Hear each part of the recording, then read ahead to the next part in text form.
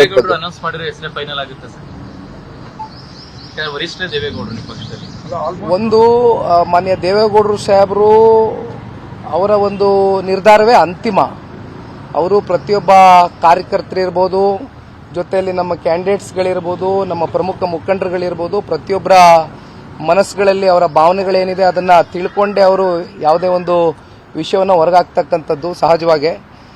ಹಾಗಾಗಿ ಇವತ್ತೇನು ಬಂಗಾರಪೇಟೆ ಮಲ್ಲೇಶ್ ಬಾಬು ಅವ್ರ ಬಗ್ಗೆ ಇವತ್ತು ಈಗಾಗಲೇ ಘೋಷಣೆಯನ್ನು ನಿನ್ನೆ ದಿನ ಹಾಸನ ಜಿಲ್ಲೆಯಲ್ಲಿ ಮಾಡಿದ್ದಾರೆ ಕಾರ್ಯಕ್ರಮದಲ್ಲಿ.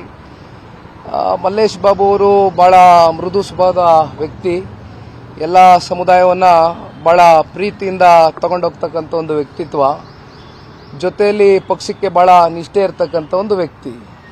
ಅವರ ಕುಟುಂಬ ಅದೇ ರೀತಿ ನಡ್ಕೊಂಡು ಬಂದಿದೆ ಹಿಂದೆಯಿಂದನೂ. ಈ ಬಾರಿ ಕೂಡ ಬಂಗಾರಪೇಟೆನಲ್ಲಿ ಸುಮಾರು 2000 ವೋಟ್ಗಳಿಂದ ಮಾತ್ರ ಸೋಲನ್ನು ಕಂಡಿರ್ತಕ್ಕಂಥವ್ರು.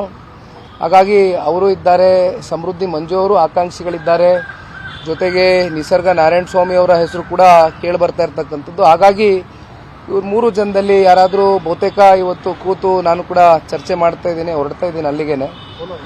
ಕೋಲಾರಕ್ಕಿಲ್ಲಣ್ಣ, ಕೋಲಾರ ನಮ್ಮ ಎಲ್ಲ ಕ್ಯಾಂಡಿಡೇಟ್ಸ್ಗಳನ್ನ ಮೀಟಿಂಗ್ ಕರೆದಿದ್ದೀನಿ. ಹಾಗಾಗಿ ಅವ್ರ ಜೊತೆ ಕೂತು ಚರ್ಚೆ ಮಾಡಿ ಅಂತಿಮವಾಗಿ ಪಕ್ಷದ ವರಿಷ್ಠರಿಗೆ ಅವ್ರ ಗಮನಕ್ಕೆ ತಗೊಂಡು ಬರ್ತಕ್ಕಂಥ ಕೆಲಸ ಮಾಡ್ತೀನಿ. ಅಂತಿಮವಾಗಿ ಪಕ್ಷದ ವರಿಷ್ಠರು ತೀರ್ಮಾನ ತಗೊಳ್ತಾರೆ.